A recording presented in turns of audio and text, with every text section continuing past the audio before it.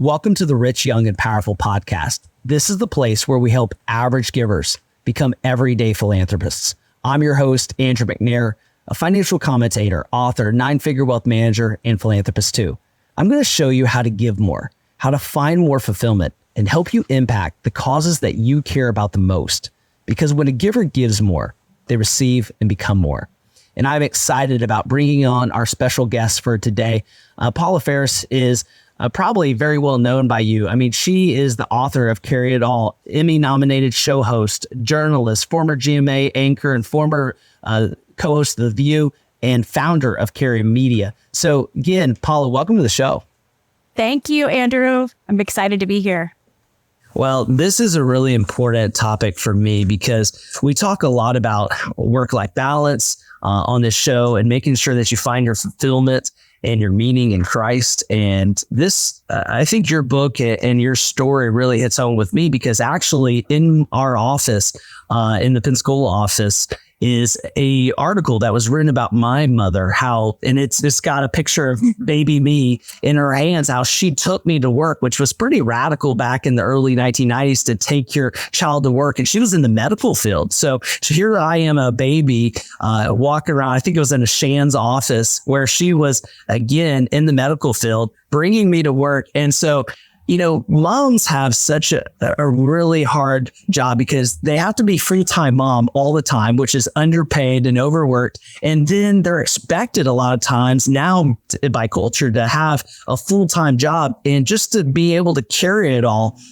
Hats off to all moms, and definitely hats off to my mom. So, well, I'm going to deflect for 1 second and just say kudos to your mom for bringing you to work. And for involving you in her work at a time when it wasn't necessarily culturally popular. I will say this, all the data and research that I've done about mothers in the workplace and their children, we often think we're harming our children, but you're such a great case study because the sons of working moms tend to be better fathers, more involved. You pick up the domestic load. You don't take things for granted. You're just better partners in general. So just a big shout out to the job that your mom did. And we need better childcare. Okay. Because, you know, if moms can't work, we're missing out on, trillions towards the economy, but also 70% of moms will be the primary breadwinner. So we need to make sure that moms, are paid well, but also supported in the workplace and supported at home so that they can be the best moms they can be. So anyway, okay, you asked me about my story. Sorry, that was long-winded. Don't get trapped in a corner, Andrew, talking to me about all the work I'm doing for working moms. But everything has kind of led to this point. So yes, I worked my way up the ladder, 25 years in broadcast news, eventually made it to the network with stops in Dayton and Cincinnati and Chicago. Finally, I made it to the big leagues, the big time at ABC, and was anchoring GMA, Good Morning America, Weekend Edition, and co-hosting The View. And then I got really burnt out, such is the case of every working mom, and decided to pump the brakes in 2018 and step away from those dream jobs. Faced an identity crisis, didn't know who I was outside of those dream jobs, didn't know why God called me out of it. And a couple years later, once the pandemic hit, I actually lost my job at ABC, had to figure out what was next. Staying in TV was the safe, expected, comfortable choice. I had opportunities to do so, but we're like, hey, why don't we just blow up our lives and leave New York City and move to a town of 2,300 people in South Carolina? And maybe I can start this company. I had this dream to really advocate for mothers in the workplace, knowing how I was treated once I became a mother, that I was all of a sudden a risk and a liability and not a great leader and counting Cheerios. When I knew in reality, motherhood's made me a better person. I'm more efficient. I'm more empathetic. I'm a better leader. I'm a better visionary. I have more courage. My social cues have gone through the roof. So that's basically what happened. I formed Carry Media. Carry means we want to help carry the burdens of mothers in the workplace, working moms, because they're carrying so much. And I formed it out of my home in small town, South Carolina, and really have been pursuing that. And it's part of my own called out story where I was called to something different, and I hold it all loosely. I feel like we're called to different things in different seasons. God will always use the talents and gifts that we've been given in whatever season or chapter that is. It just might look a little different. I was, an anchor and a journalist and a broadcast correspondent before. Now I'm a founder and an entrepreneur, but the talents and gifts that we each have won't change along the way. I was born very innately curious, rather. Paula 20 Questions was my nickname. I love to get to the bottom of stories. I love to advocate for people and champion them. And that was effective in broadcasting, and it's very effective as a founder and an entrepreneur. So that leads me to where I am today.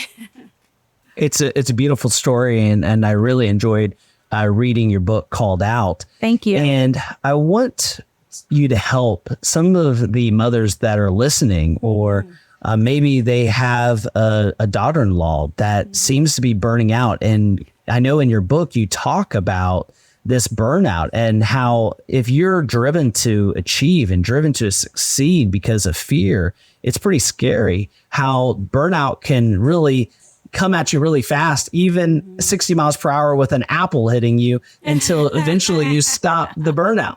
So how can moms stop and avoid burnout?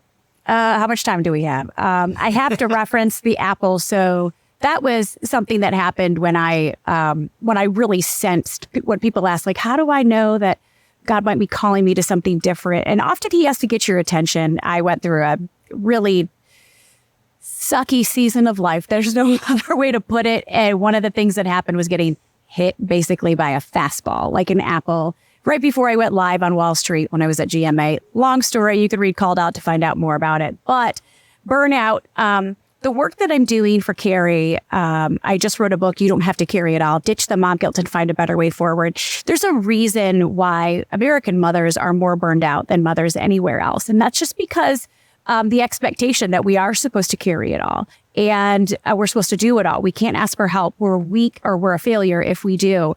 Andrew, it's also so much different here in America for mothers. Mom guilt isn't really a thing in other countries because they not only have to work. So here we have a choice, okay? A lot of moms have a choice, and we have to make that choice, kids or career. That's a privilege that most mothers don't have. They have to work to help contribute. And in other countries, they take a lot of pride in that. They don't feel this guilt, but that's because of two things, the attitudes in other countries and also the support in other countries. The attitudes in other countries are, I am my brother's keeper. Instead of here in America, your kid, your problem. That's our attitude here. In other countries. Now, it hasn't always been that way. And I know that you did research about how this has changed. Oh, it's totally changed. So, I think we look at, let's get back to the 1950s family. Well, the most traditional family in American history. I totally geeked out in one chapter and was like, how did we get to this point where we're so burnt out and broken? The most traditional family in American history was the family where the mother and father worked side by side. They co-labored, they co-produced, they raised the children together. It wasn't really until the 50s, which what was good for part of the people, part of the time, was often predicated on bad things because Black people were forced out of the workforce and women were forced out of the workforce. Rape was still legal in marriage. Poverty was at, a third of the country was in poverty.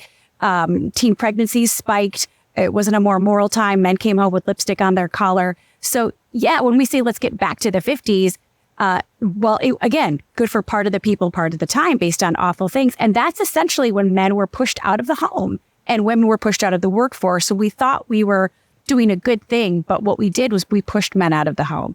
And we said, you don't have a place here. Your only job is to bring home the bacon and make sure that it's real thick and juicy, right? Like make sure you bring home a fat paycheck. And if you can't provide for our family, then you're essentially worthless. And we pushed women out of the workforce and told them if they had dreams or aspirations outside of the home, which by the way, God has put other desires on our heart, right? So we were told that we were a menace.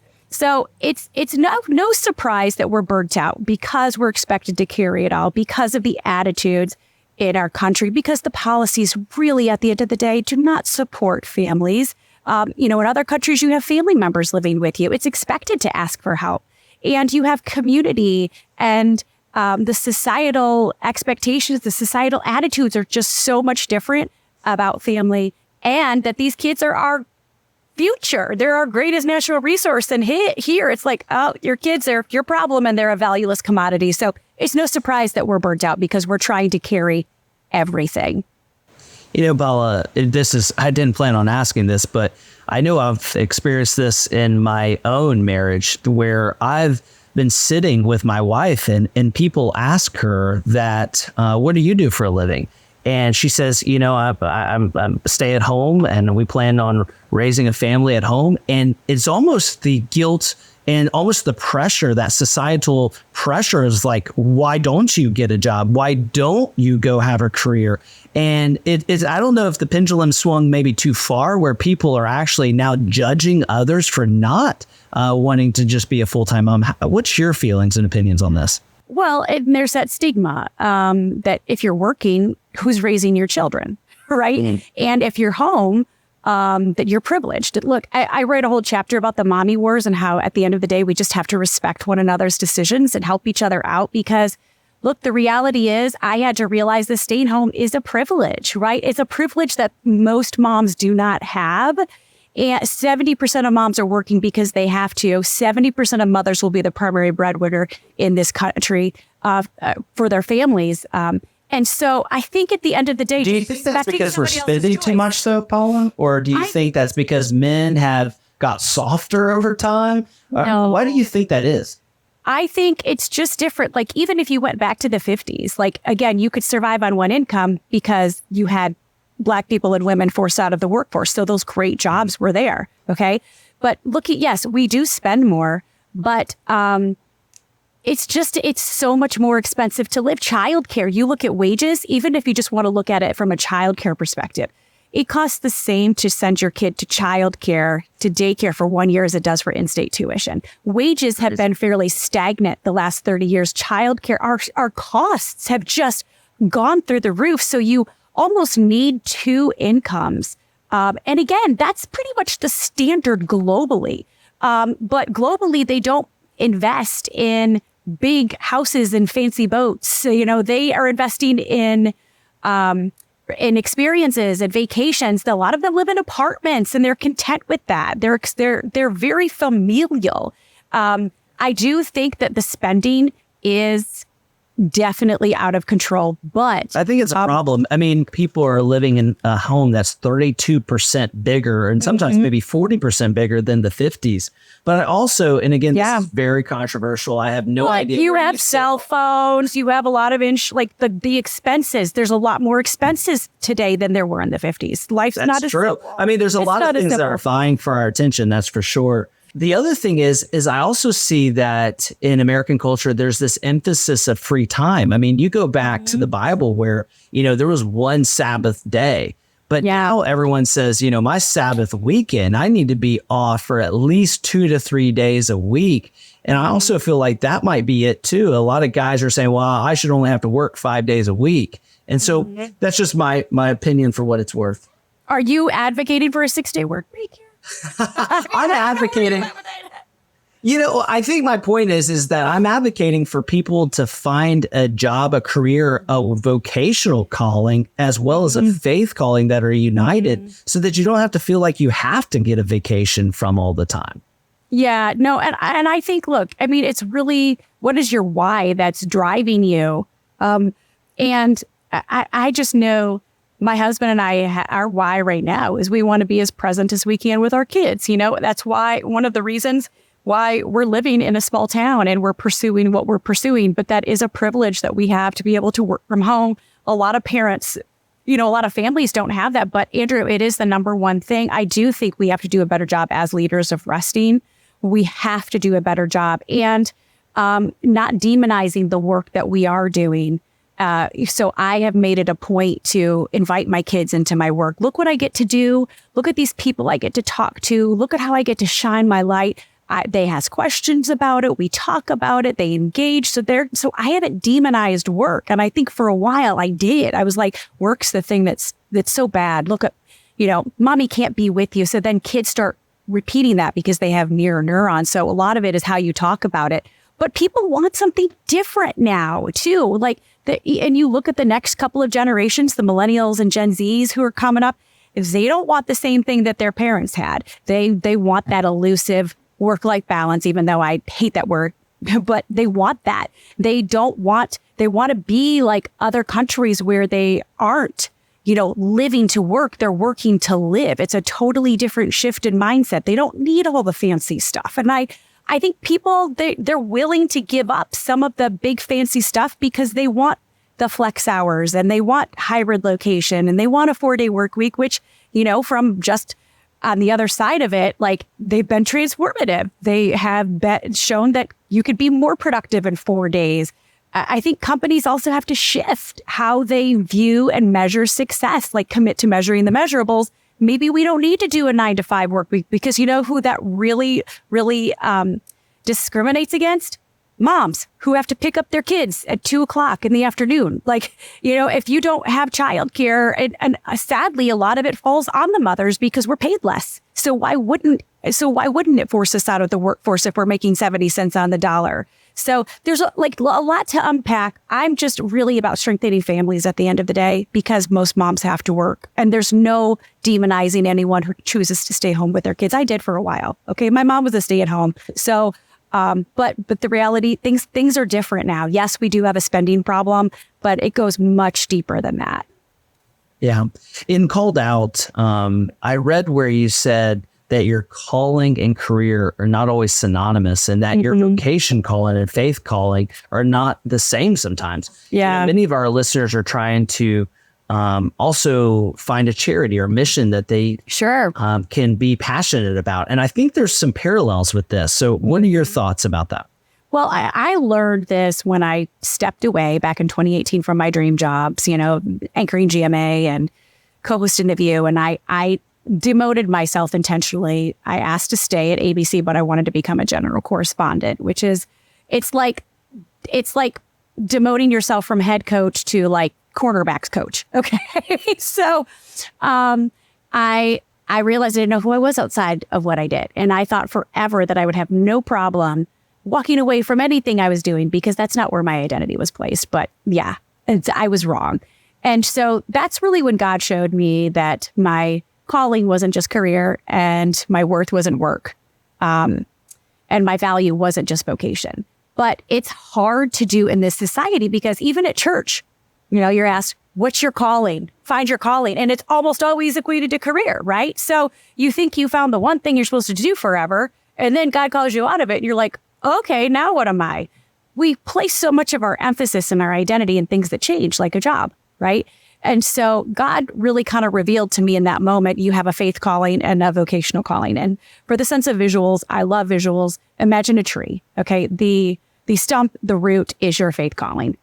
We were called to what? It's pretty easy. Love God and love people. That's why we're here.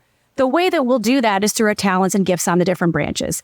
And God said, your vocational calling is going to change, Paula, throughout your life. You don't have to do one thing forever, but you're always stay rooted to why you're doing what you're doing. And it's for me to love God and love people. So that gave me a lot of permission to see things to see my life in chapters and branches and seasons. Like, what is God calling me to this season? I know that why I'm doing it, who I'm doing it for, it's to love God and love people. And yes, I'll use my unique talents and gifts out of this branch. But at the end of the day, that's not my worth. That's not my value. It's not my calling, isn't just my career. So it's given me permission to try new things in new seasons. Like I would have never thought, Andrew, that I could be an entrepreneur or a founder. I didn't go to business school, right? And trust me, I feel that a lot every day, but I also like to take risks. So it's good. And I'm a hustler. So I work hard to make sure that Carrie can keep going. But it's given me a lot of permission to try new things in new seasons because I know that it's not my value and it's not my worth. And a lot of times God calls us to things just for the sake of being obedient, right? And the end game isn't always to sell a 8-figure company. The goal for God often is just like, but did you obey me? Amen. Right? So that's success. So I have a lot of permission to try different things. And I look at my life in seasons and chapters, and that's what I encourage people to do. Like, you don't have to figure out the next 30 years. What do you feel called to in this season? Because God's going to call you to a lot of different things. Use your unique talents and gifts, the things that you love, the things that you're good at, what's important to you. Use those on the bridges and always know what you're doing and who you're doing it for. Ultimately, you're called to this new chapter to love God and love people well. I love it. I'm just glad to know that we share the same pet peeve. What do you do for a living? It's one of those questions that bugs me the most because we're so much more than what we do. And I know you speak and called out, for example, about work equals worth. And I totally relate because at one time my self-worth equaled my net worth. And then when the rug was pulled out, you lose yourself. I mean, can you speak to that person right now that's struggling with misplaced significance? I think that's everybody. And by the way, I've got this book coming out September 12th to push back against that notion. It's a kid's book. It says, who do you want to be when you grow up? And the little girl is covering the what and do and replacing it with who and be. And it was born, I mentioned it in the book too, and all my proceeds go to the Boys and Girls Clubs of America. I'm a trustee and an advocate for the Boys and Girls Clubs. But I think that's all of us. And it's just natural, Andrew. There's no judgment. It's natural for all of us to feel like our worth is in what we do. Because if you walk into a room, if you and I were to walk into a room, whoever is listening, okay, you're at a dinner party, you're meeting somebody. Hi, my name is Andrew. Hi, my name's Paula. What's the next question you ask? What do you do? People ask that all the time. And even though we say we're not our work, right? It's the second question we ask when meeting somebody new.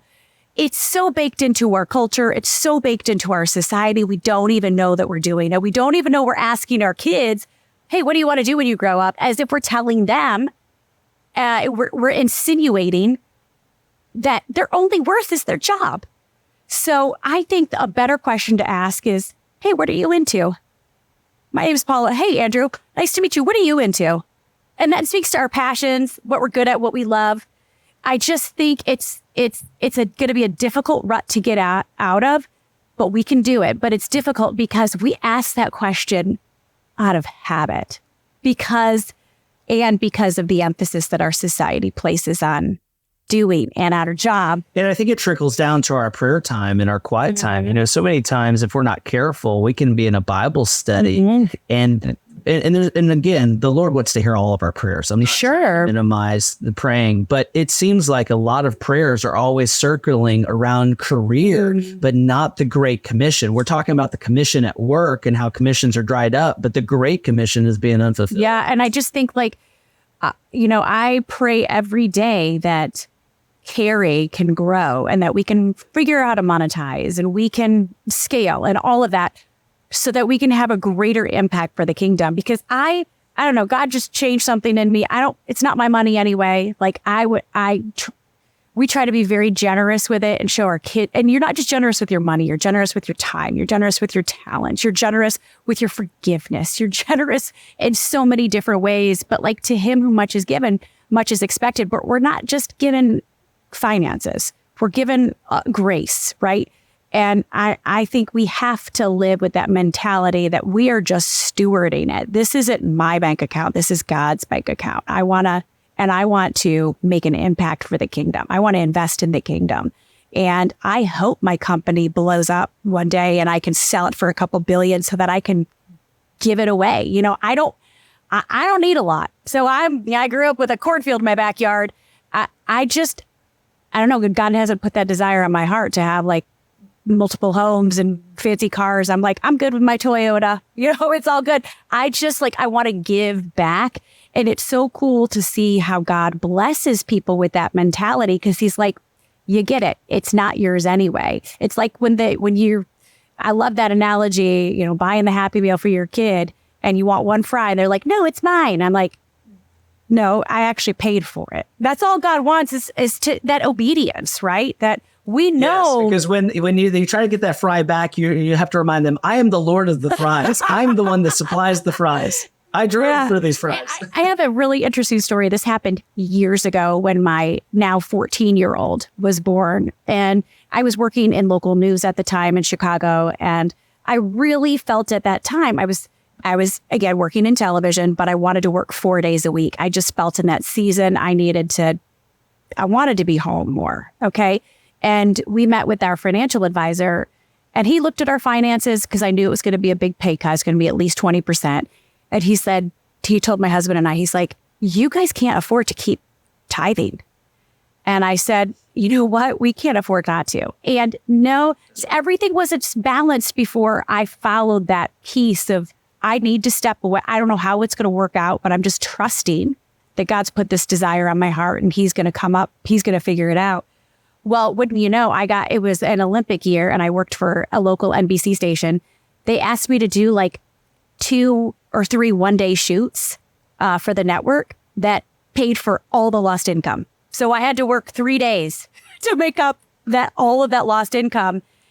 And that wasn't available. I didn't know about that opportunity until I had already said, guys, I want to work 4 days. And I knew in the back of my head, I could hear my financial advisor telling us we can't afford to do it. And I'm not really sure how we're going to make up that lost income, but I'm just trusting the peace I feel in my spirit from God.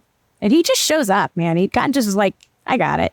So he has a track record of definitely showing up. You know, I want to ask, because you're a mom that empowers moms, and now you've wrote this children's book. How do we do a better job of teaching generosity to our kids? Oh, I think, well, first of all, we have to live it out. Okay. And I'm trying to teach my kids that we can be generous in a lot of different ways. Like when my 14, so I have 3 children, they are 15, 14, and 9. And, when they do something nice for one another, I'm like, thank you for being generous with your words. You know, thank you for being generous with your time. Thank you for being generous with your spirit. When they do something nice, like my little guy, it warmed my heart. He gave his money away to a kid that didn't have a lot at a book fair. Now, I'm not saying my kid's perfect. I mean, he also, I don't know if you want to edit this out, he drew a penis on somebody's sympathy card. So he's still a boy, okay? My kids are still very flawed, like all children. And, Yes, but all children. But I think learning to, and the new book that I wrote, Who Do You Want to Be When You Grow Up? I have a guide for parents on how to, like, they're asking them the right question. It starts with asking them the right question, like, what kind of person do you want to be? And also praising the right things, not just praising their sports accomplishments and their academic achievements.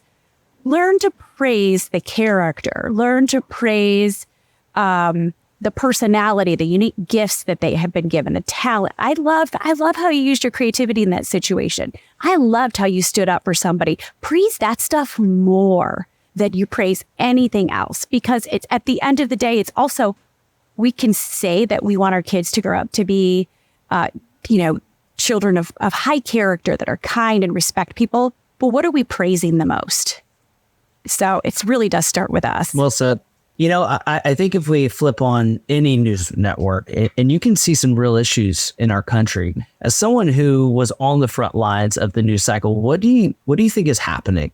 Back to the devaluing of families, I want you to speak to that and the importance of the community of believers. Yeah, I mean, I really believe that so many of the issues we face in our society are in direct result to how we value families in this country, which I don't think we do a good job of, and also how we treat mothers, particularly motherhood, not just mothers in the workplace, but like scrutinizing mothers and penalizing them once you become a mother.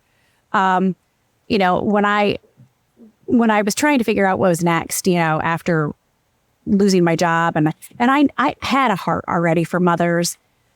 And I started realizing that motherhood is marginalized in this country. Not just working moms. I'm saying motherhood in general. But like once you become a mom, you're treated like you're a risk and a liability. You're counting Cheerios in the corner. I'm sure your wife gets that. She's not viable to lead anymore. When in fact, like motherhood's equipped us with so many more capabilities that we had before we were mothers. And yet we're penalized for having children. We are scrutinized for having children. There's something called the motherhood penalty, where we're passed over on promotions and we're paid 70 cents on the dollar, whereas fathers enjoy something called the fatherhood bonus. All of a sudden, they're a better leader because they're a dad, and they're the provider, so of course they have to earn, and they're hired more often than men without children, which is fascinating. But I just think we need to start rewarding what matters most. If we don't have kids in this country, we don't have a labor force. You just look at it from an economic and financial standpoint, even if you don't have children. If we don't have kids, we don't have a labor force. If we don't have a robust labor force to work, we cannot grow our economy. So I think just a lot of the economic issues we deal with are in result to the lack of value for families. the lack of support for families from a policy level, from an attitude level, from a societal level. Yeah, I mean, these have severe implications. I think if we don't prioritize motherhood, I mean, that's how, again, population grows. And again, that has huge economic impacts when we're seeing population go down and stagnate. And we then see that the average birth rate for a family is maybe 1 or 2 children. These do have big economic impacts. They really do. And that's why I don't think people, and that's why so much of the book that I wrote that's called You Don't Have to Carry It All, Ditch the Mom Guilt and Find a Better Way Forward. It wasn't so much about like, okay, here's the policies to help support families and mothers in the workplace. It was establishing a case for why it's even important. And a lot of people don't think that it's their problem.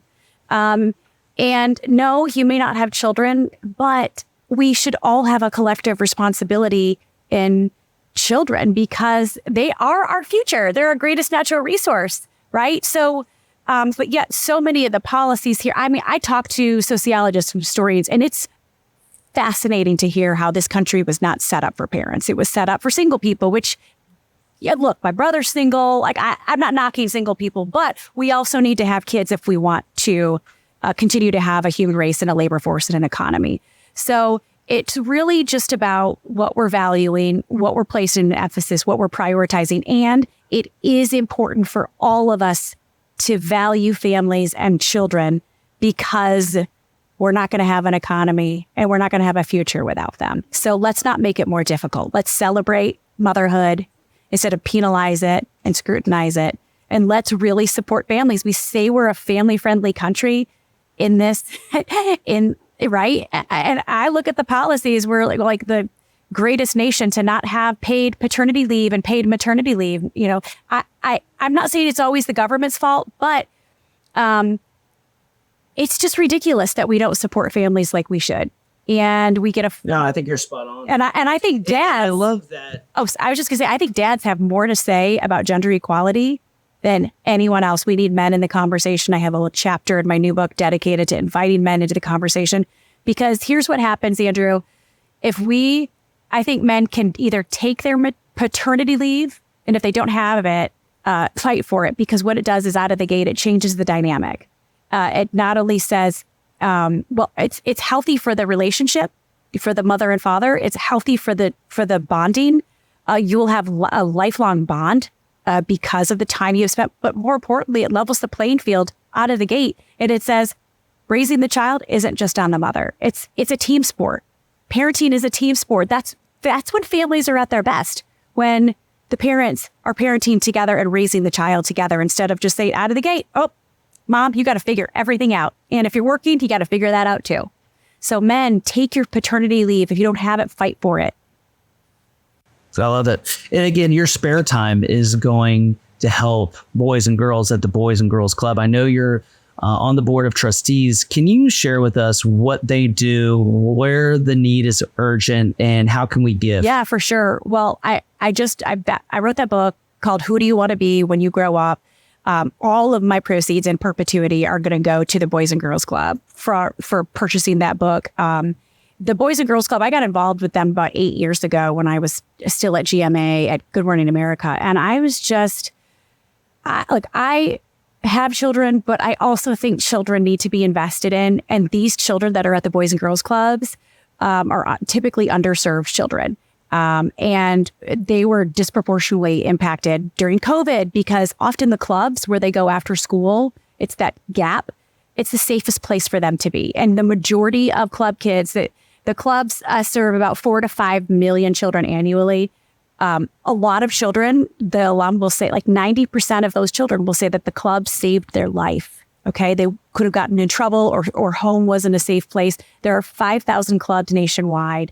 And every state and military installment, and the work they're doing is just to invest in kids. And I believe, yes, I believe in supporting families. I believe in supporting mothers in the workplace. I believe in children. They are our future. They're our greatest natural resource. And I just want to do the most good that I can. And I believe so much in what the Boys and Girls Clubs of America are doing. And there's so many alum that you would recognize that have come out of the Boys and Girls Club. Denzel Washington, Jennifer Lopez. I mean, I just heard A-Rod, Alex Rodriguez talking about, he was talking on ESPN. He was analyzing a baseball game, and he was talking about how his baseball career was really fostered and started, at the Boys and Girls Club. It gives kids permission to dream and permission to hope, something that they don't always have. It changes lives. I always like to ask this question. What would you say to the young girl with 20 questions who's her production assistant and wants to be an anchor or work in television to encourage her to make the most of her life? I would just say, work hard, give yourself permission to try different things, and don't be so hard on yourself. Like you're going to learn that your failures are actually the down payment on your success. Those failures are probably going to mean more than your successes. So be kind to yourself and work hard, and don't beat yourself up when you make a mistake, because that's just a down payment. I just want to ask, because this is off the side chat conversation, but everyone's going to be able to hear this question. How do you prepare and how did you prepare for the interviews that you've done in the past, the interviews that you do now for your podcast? How do you prepare for that? Well, a lot of it's innate. I was born curious. Like, I shot out of my mother's womb curious. My nickname was Paula 20 Questions growing up. So I have an innate curiosity to ask, to advocate. I'm kind of a justice warrior at heart. If I see something that's not right, I want to do something about it. But I think when you're interviewing people, and I've interviewed all types. I've interviewed children. I've interviewed presidents. I've interviewed A-list actors like, Scarlett Johansson and Chris Hemsworth, and I've interviewed teachers. And I think the techniques for interviewing are pretty much, at least mine, are the same. Like, you want to engage, you want to be conversational. You want them to know that you care. So if they're talking about a project or a movie, or maybe it's a new platform that they're launching, or just, you want them to feel like you've taken the time to do your homework. And you've taken the time to care enough to look into it, and you care about this conversation. And you care about, doesn't matter if the conversation is with the janitor or if the conversation is with the president, you take just as much care for it. And I think people will know that you care and you've taken the time. So conversational, do your research. I always say, just be engaging with your body language, lean in sometimes. So, like physically lean in, if you have to. Lower your voice if you need to. So there are other kinds of techniques. One of my favorite to get people to open up a little bit more, and you've probably read about it, it's called mirroring. A lot of hostage negotiators use it. I use it in conversations too. So like, Andrew, if you were just to tell me, like, if you said, you know what, my wife just left me. That's a terrible example, but you would say, she just left you? And you repeat the last 3 words of whatever they've said. And it gets them to open up. It gets them to open up. Exactly. So mirroring is a favorite technique. Getting them to repeat something. So if I'm hearing you correctly, is this what you're saying? If you really want to go back to it, body language, leaning in, use your eyes, be conversational, do your homework, all of it. And just be born super curious and nosy, which I happen to be. Well, I know your favorite interview, but is there any of how about the easiest interview? It just flowed. It was not awkward. It was just easy going. I feel like almost all of my interviews are pretty easy. Like, I try, when I engage with somebody, I'm like, ignore the cameras. It's just you and me. We're having a conversation here. So it doesn't matter really who I'm talking to. Like, we get just lost in the conversation. We're like, oh, there's people around. What? And often, like, the biggest compliment people can tell me, and this happens, is, you just made me feel so comfortable. I didn't even and I opened up like I didn't to anybody else. And I just think, when you make people feel comfortable and you're comfortable in your skin, and you are intentional about making them comfortable and making them feel valued and seen and heard, it goes a long way. I think we can all bring that into our daily life. I think that's important. If you could write one tweet that would be read by every mother in the world, what would it say? I would say, you don't have to carry it all. That's what I would say. I know society's going to tell you different, but, can we call it a tweet anymore, Andrew? Am I going to X something? If I could write, it's an X now. I'm X'd. I mean, I'm sorry, it had a brand. Now I can't tweet anything. I have to exit now. Now it sounds like I'm exiting. It's a very interesting strategy. Yeah. Maybe he has some method to the madness. Who knows?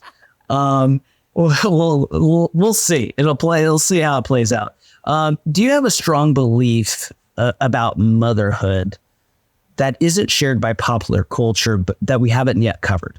Do I have this strong belief? Well, I just think moms need a rebrand. And I think there's the perception of motherhood, and then there's the reality. And that's regardless of whether or not you work outside of the home.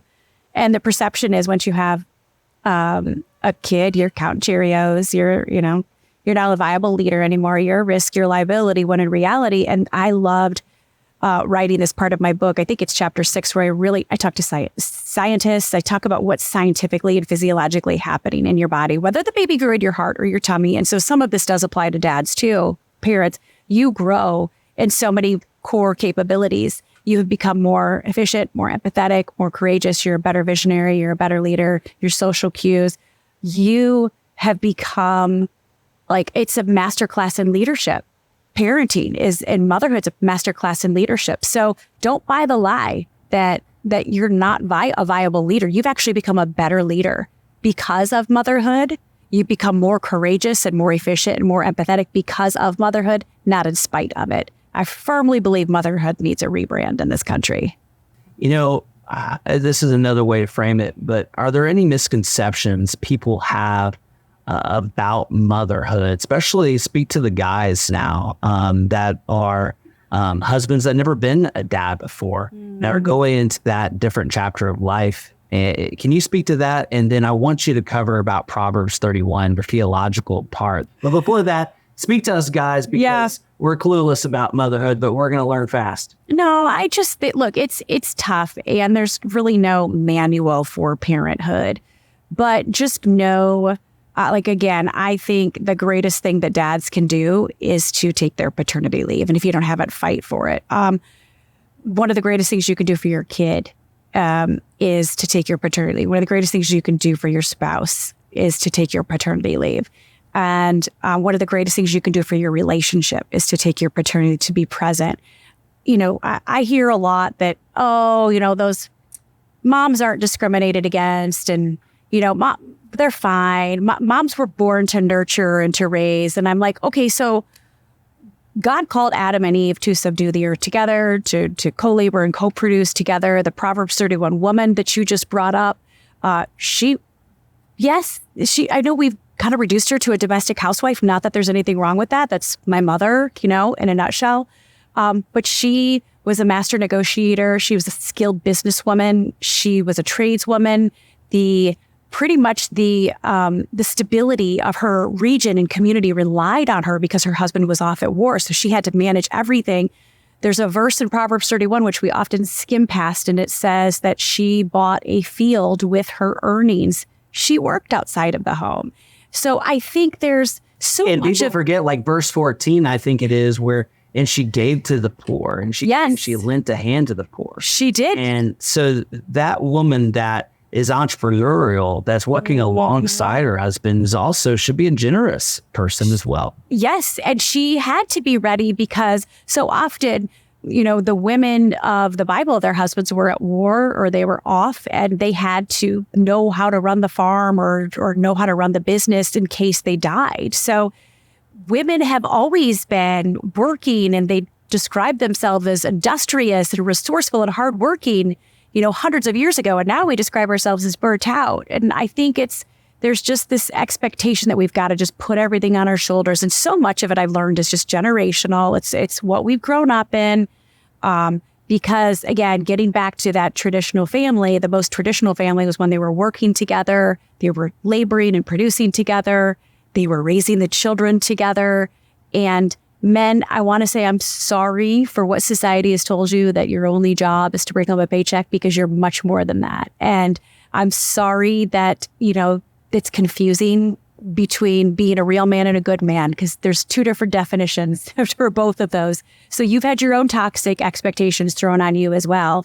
But we can't do it without you. So please come join us. Please come, fight for the rights of mothers and families.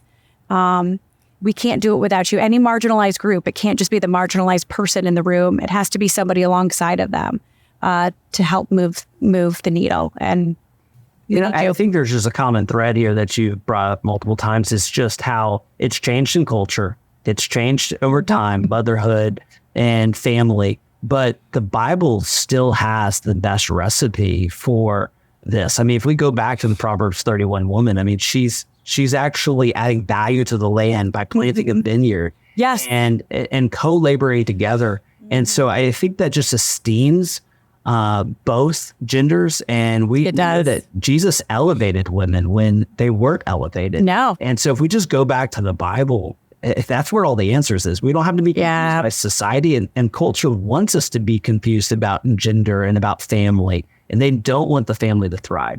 Mm-hmm. No, they really don't. I mean, the enemy, if he really, what is he going to attack if he wants to divide our country? Families. He's done a pretty good job of doing that. And that's why, what the work that I'm doing, at the end of the day, it supports families.